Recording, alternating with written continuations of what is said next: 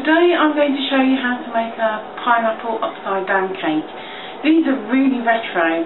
They were really popular in the 1970s. This is a recipe I've adapted from the Women's Institute book of recipes, and I'm making this gluten-free. The first thing we have to do is put a couple of tablespoons of golden syrup in the bottom of a 7-inch baking dish. I don't have golden syrup, but I do have agave syrup, so I'm going to use some of that. So we want 2 tablespoons of the syrup, and then smooth it right over the bottom of the dish. Make it nice and syrupy.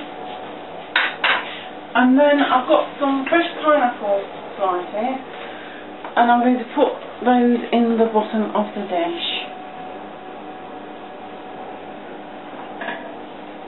The recipe often calls for tinned pineapple. This pineapple though was on special offer from Iceland.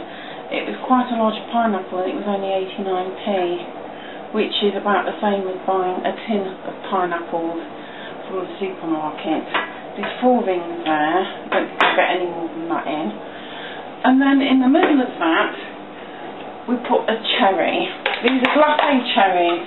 You could use fresh ones if you wanted, as long as you pitted them. But the original recipe calls for these nice little glace cherries. These are the French cherries, which is why they're a bit darker than some of the ones that you see. This is going to be really retro. Then the next thing, we're going to do the cake batter. Again, it's something you can do in small quantity. I'm using stock with butter to prepare this recipe. So I'm going to measure out 50 grams of stock with butter. This isn't large quantity.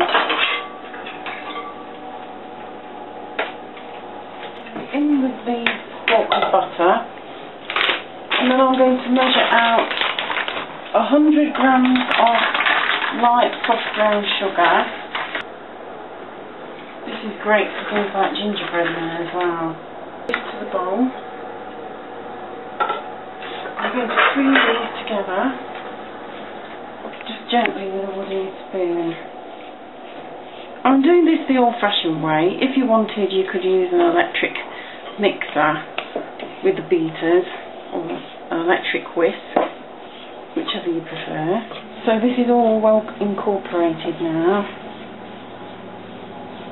I don't have any self-raising gluten-free flour at the moment. I'm going to use some gluten-free organic buckwheat from Shipton Mill, and I'm also going to use some oat flour from Shipton Mill, which is also gluten-free. I'm going to use about 50 grams of each. Into the bowl. Add a little bit of xanthan gum. I'm also going to add a teaspoon of baking powder. This is Dr. Oetker baking powder, and this is gluten-free.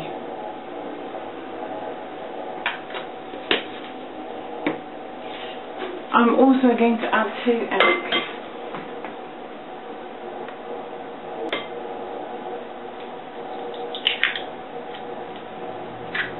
I'm going to incorporate everything.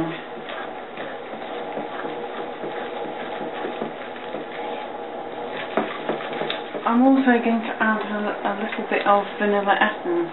There's about a teaspoon left in here, I think. Just under. That one's finished now.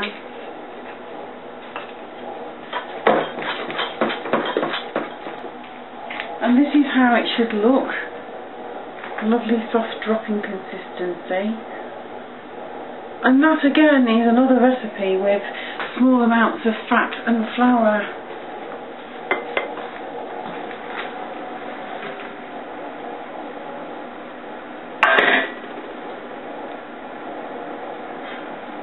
Spread this around. Make sure the pineapple is covered as best you can. So there we are. That's ready to go in a preheated oven at 180 Celsius or gas mark 4 for about half an hour. The cake has had about half an hour now, so I'm just going to remove it from the oven and check to make sure it's ready.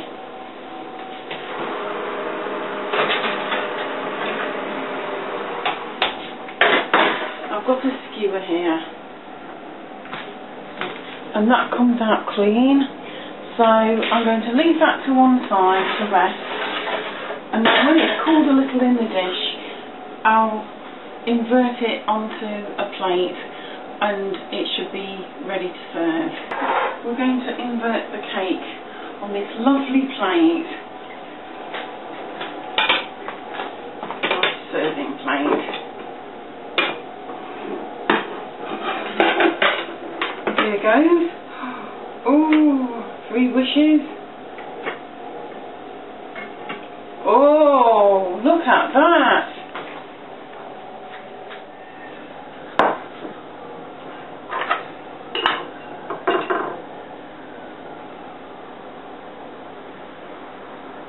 So to serve this, get a plate and cut a slice.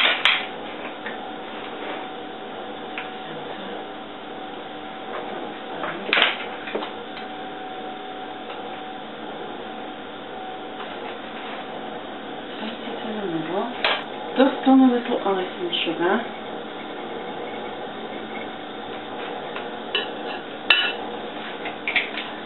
And a blob of extra thick cream or ice cream.